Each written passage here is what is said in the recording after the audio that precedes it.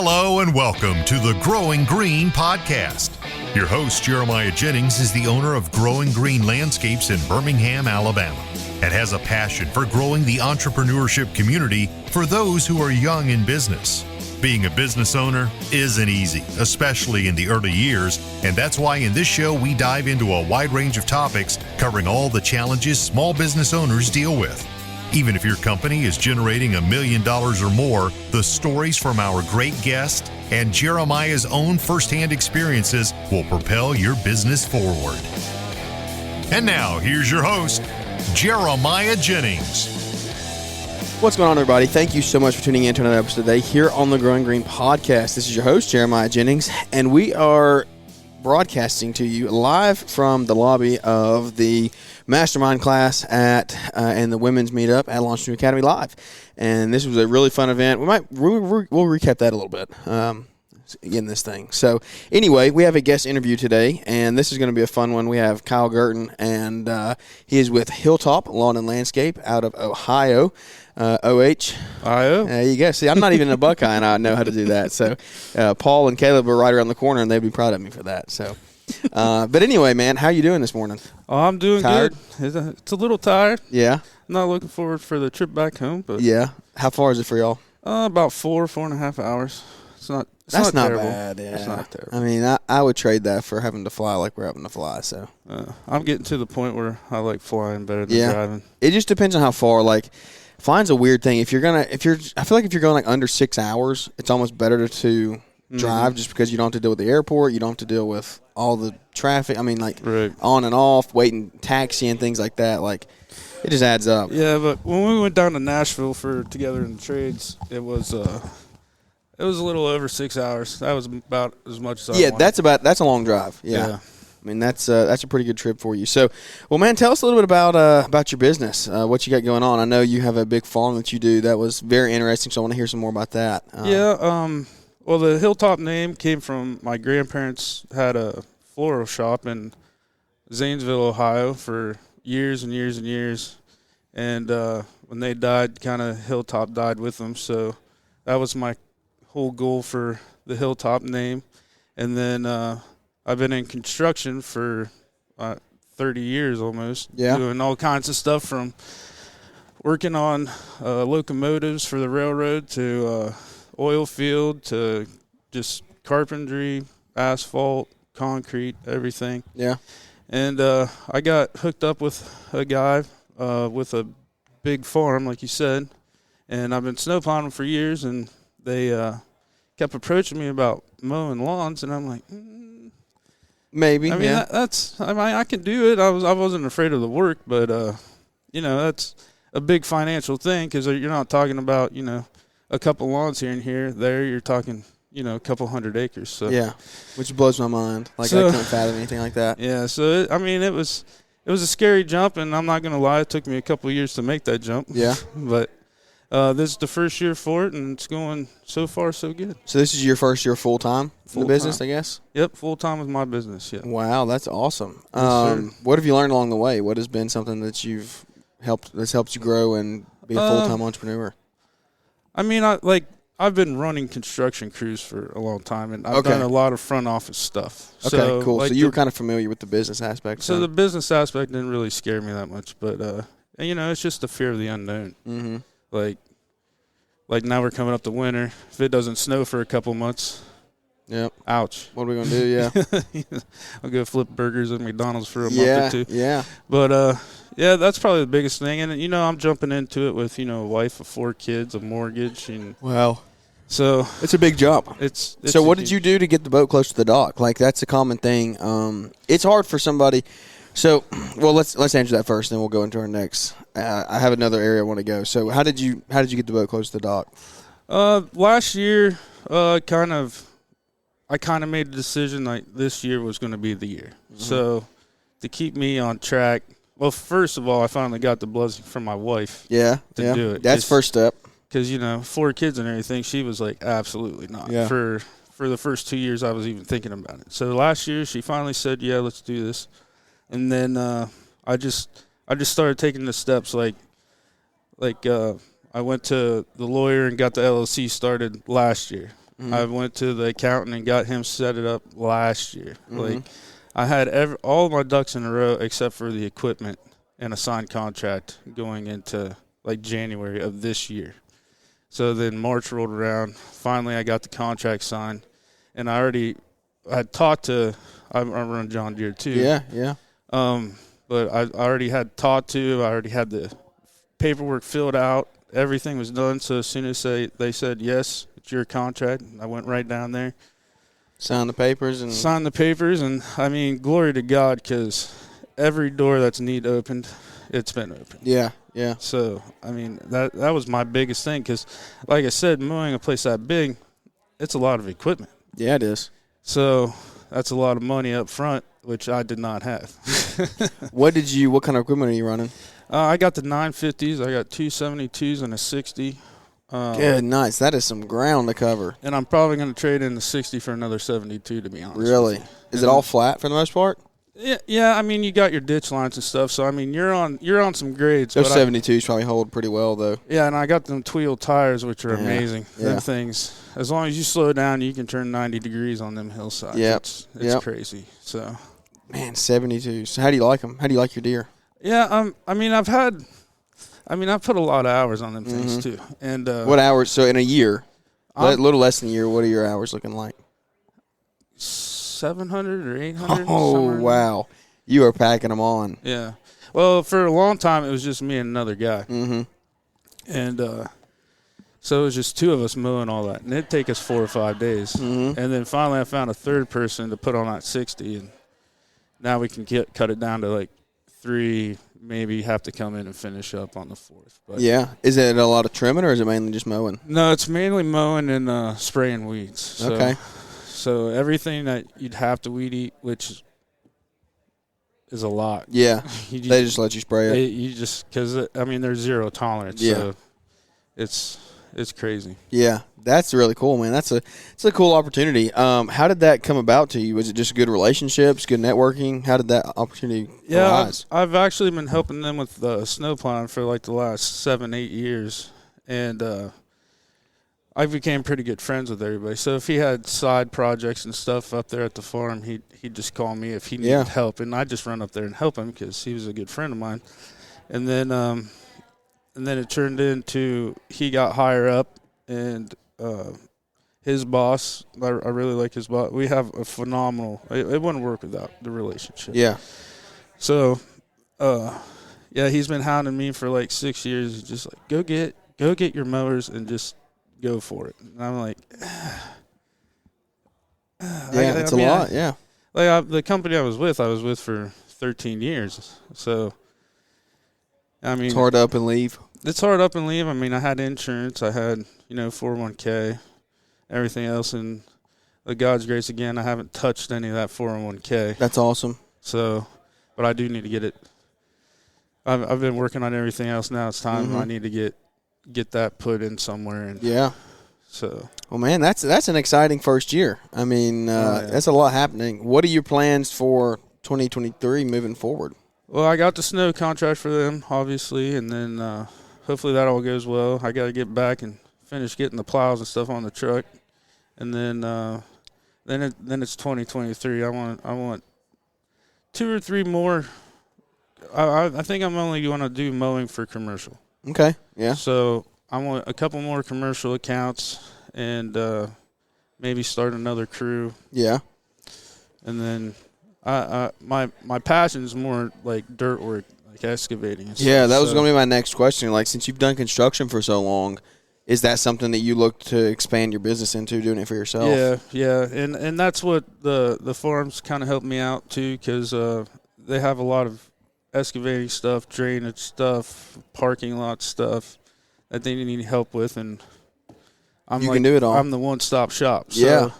I kind of want to take that on the road and maybe get another crew started with the mowing and just use the mowing as the foothold to get into places. Yeah, yeah. So start offering more high dollar services. Yeah. The profit margins in excavating are a lot better than mowing. Yeah, and a lot more fun sitting in a cab, just pulling a bucket. Because that was my first thing. Like I kept I've been breaking this contract down for like 3 years, so I pretty much had everything figured out, like financially wise. Yeah. And I knew I was going to be okay. Mm-hmm. But there, for all the work there is, it's just not. There's not a lot left over. Yeah. Yeah. So. Yeah. And then when you try to get into these other jobs, a lot of people don't want to put you 50% down or something. So you're taking, you're robbing from payroll or something to, fund these jobs until you get paid for it, and then it just gets really, really, really tight yeah. at the end of the month. And I mean, I don't want to do that. I want to be able to offer them if that's what they want to do, but still have some money. Some money left back. Yeah. Yeah. No, I totally get it. I think something that Nick Carlson said yesterday that I don't even remember. We were just having a conversation. It was either when we were setting up or yesterday at the event one time. In passing, it was just like so nonchalant. He said, "Nothing scares me. Right. Like fear is not a thing to me." And that's me with the work. Yeah. Nothing scares me. Yeah. I've been on every roof. I've been on every piece of equipment. Like nothing scares me. Like paying the guys scares me. Yeah. So how can we combat that to I think that's what the hold up on your business is, it sounds like.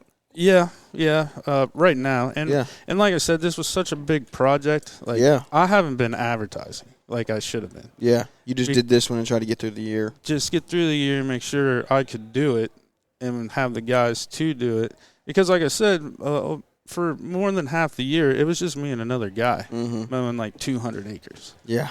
So it's a lot. I mean, by the end of the week, we were tired, and we were over 40. So I mean, I'm not trying to burn him out. And so once I got the third guy and everything was clicking really good, then now we have like 2 days free, and it's like, what are we gonna do with these 2 days? Yeah. But but my thing was customer service. I didn't want to line people up and then like bump them to the next week because we didn't have time to bump them to the next week. So I didn't want to. That's the fine line, I guess, you got to run is how close to that line can you run without compromising on customer service, because you can get a bad name. I've seen it a million times. You can get a bad name quick, and you're just not going to recover from it. Yeah. So that was, I mean, takes a long time to build a good one, but really quickly get a bad one. Right. Absolutely. That's interesting. I love that. I think that the fear thing there is something that I'm even having to combat in my own business, is because we brought on our first. We've had a full-time guy for a while, but we brought on our first like full-time non-friend employee this season. Like the guy that was working with me for the past 4 years has been my best friend growing up and stuff. So like we just had a good relationship and so on. But this guy's totally random. Never met him before. Like he's just looking for a job, and so we're trying to create a company that he wants to work in for a long time, and we want to create a career. And that's my right-hand guy. He came with me from the previous job, and he knows how I do things. He, as soon as I even brought this up, he's like, I will follow you wherever you want to go. Yeah. And I can't repay him enough. So I think we're almost in kind of the same boat. Sounds like you need to start training him to do things without you there. And that's the process right now. I haven't been up to the farm in a couple weeks. That's awesome. And I'm just letting him take control of that. And this first beginning weeks are scary because you're waiting on that phone call to come of what he messed up. But I'm not, like I said, I've been with him for years. Yeah. And he knows exactly. That's awesome. And if I get a phone call from him, it's not, my heart doesn't drop out of my chest. It's something he can handle it. He just wants to make sure I approve of the way he's going to handle it. Yep. And that's invaluable. That takes time. And once again, God bless me again, because I had an opportunity to kind of train him for years under another company. Yeah, yeah. And now he's with me already knowing. Yeah. There's you trained him on somebody else's dollar. There's no newlywed. Yeah, yeah. Know? So, yeah, no, I get that, because that's the stage that I'm in. Is like we're still in those beginning months. Like we're still figuring each other out, figuring out how each other works. How can we grow and work together? How can I empower him to go out and do his own thing without me there looking down his throat? Like I don't want to be that employer ever, but at the same time I have to make sure quality control is kept good, especially in this beginning stage, because Next year I plan to scale a little bit more, and I hope that he can take it and kind of help build that. Right. Which sounds like it's kind of the same boat of what you're wanting to do, is let this guy kind of take the farm and then allow you to go do some other stuff. That's absolutely correct. So, and I find, like, what I found worked for me, because, I mean, that's a huge thing. Like, you can tell everybody, hey, you need to start building up people. Yeah. You need to start building up people to take this place and this place and this place. Okay, cool. How do you do that? So, like I don't know. It's worked for me, but, like, everything I do, I explain. Every decision I make, I explain. Mm-hmm. And then sometimes I'll be like, how do you want to do this? And then he'll say it, and if I have sometimes I'll just do it knowing it's going to be wrong. Yeah. And then I'll say, well, here's how I would have done it, and I just wanted to show you how I wanted to let you have the freedom to do it. Yeah. And then we fix it. And then now he knows how to fix it. Mm-hmm. So, I mean, it's... That's good. That's good, because I've actually had that situation happen in the last couple of weeks. We've had 2 or 3 incidents like that of where I estimated pine straw for a house we were doing, and I knew it was right. Like, I've done this long enough to know I know how many belts it's going to take. And he second guessed me in the beginning. He was like, I don't think it's going to be enough. I was like, it'll be enough. Just wait and see. And I should have just been like, yeah, maybe not. I mean, I don't know. Maybe I should have let him play a little more and then let him figure it out. And because that's been done a couple times, and it's just like, it's a good thing, because I don't want him to believe everything I say. I want him to create his own opinions. Absolutely. I want him to do his own thing. So, like, I don't want to get on to him for second guessing me. Like, there's a fine line there. Yeah. And how do you find that fine line is something that I'm trying to learn. And I mean, everything I've done up to this point, like ordering concrete, ordering asphalt, ordering, like, the pine straw's the same thing. Yeah. Same as mulch up here. Yep. Like, he doesn't question me. Like, when that pile starts getting low and he starts looking, he's like, I don't know. And I'm like, it'll be enough. Yeah. And it always works out. So he likes, we jab each other. We're almost like brothers now. Yeah. So we give each other crap every once in a while. But that's fun, man. That's a really cool business model. Hopefully much success comes to the commercial side in 2023. Yes, that's the wife. She's fully on board now. Now we're talking about getting her over, because I'm a field guy. Yeah. Like, I want to be in the field. Yeah, that's what you want to do. And she's been HR, trucking company, HR, everything. So she knows how to handle with people and stuff. She knows how to run that office. Yeah. And that's great. That's awesome. I don't want to. Yeah. Like, I'll go out and meet people and explain how we can help people out. But, I'd like to get it set up to where we're in a really good spot and our name starts getting out there, and then we don't have to, advertise as much. But I want to be out putting in pipe. I want to be out grading the site. Yeah. But that's what. So does she work outside of the home now? Yeah, she works for our church right now as a facilities manager. So okay. So plan to try to get her in here next year or two. Couple years. She's already starting to phase that in. We've got somebody. She found somebody to start, taking more of the majority of the cleaning stuff out from under her. And she's more of a management role now. That's so awesome. She can dedicate more time. What about the kids? Kids go to school? They homeschool? Yeah, we put them all in private school this year. Wow. That's a big investment. Talk about that for a minute. That's not something that many people do. I was raised in private school, so I know the investment that is. And I went to private school up through 5th grade. Mm-hmm. And I know, being that old, jumping from 5th grade to a public school, it's world changing. It's tough, yeah. World changing, and I'm not getting politics, but all the stuff going on in the public school. I don't want my kids in public school. I'm in a rural area. Like, you don't think that stuff's going to come, but every time my freshman in high school, when she was in middle school last year, she comes home and this person did this and this person did this and this person's saying they're this, and I'm like, no. Yeah, like, you're not going to be around that. No. Yeah. So we made a unanimous decision.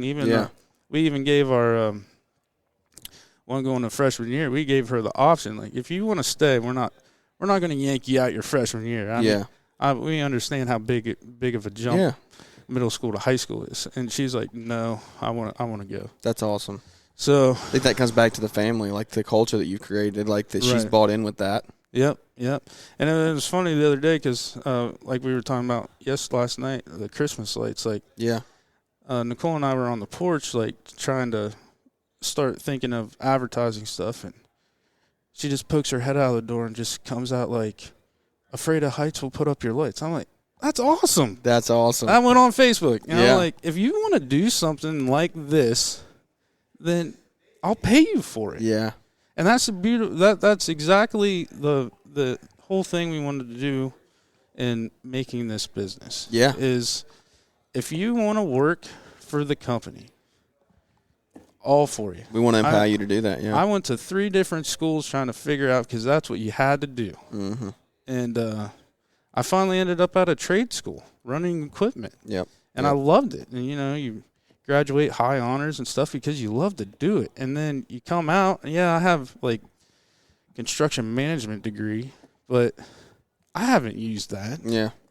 Like, I knew more working side jobs going through school than I ever learned from school. I mean, you get kind of the back-end stuff, like estimating and stuff, but if you do it long enough and you really pay attention to what everybody around you is doing, that's how I learned all my stuff. You find the best guy on that crew and you shadow him. Yeah.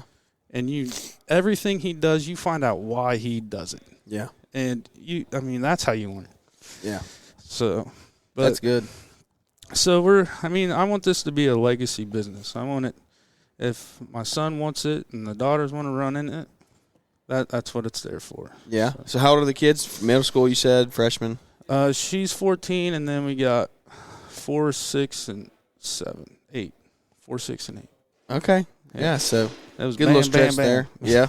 Yeah, but hey, you're everybody's out of diapers now. Like, you're getting into that. Thank you. Yeah, I know how that feels. We're sitting here, and Jack's in the stroller next to me. I don't know how long he's going to stay asleep, but we'll see. See, none of my 4 would have done that. You really? No. Yeah, that's what everybody says. Like, he's been very good while we've been here. Like, very, very good.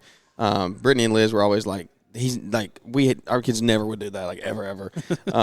And so hopefully he's going to stay like that. I don't know what the plan is, but we're going to try to keep him like that as long as we can. My oldest, she didn't like lights. Yeah. So, like, you had to have that screen thing for your window when you drove. Mm-hmm.